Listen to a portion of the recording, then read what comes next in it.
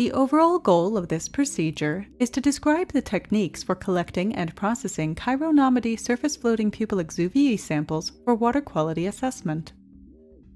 This is accomplished by first collecting field samples of Chironomid Pupal Exuviae from aquatic environments.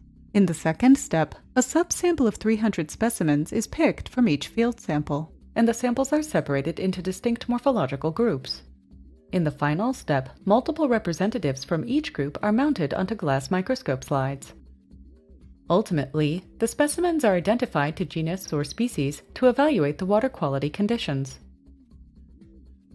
The main advantage of this technique over existing methods, such as traditional benthic macroinvertebrate sampling, is that collecting and processing the samples is efficient, economical, and applicable in nearly all aquatic environments.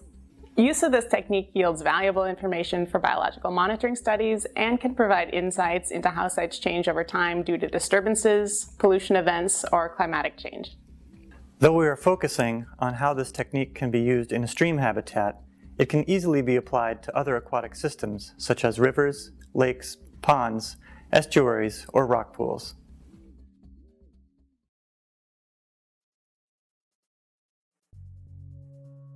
Before going into the field, place one date and locality label inside and one label to the outside of one sample jar for each sample to be collected.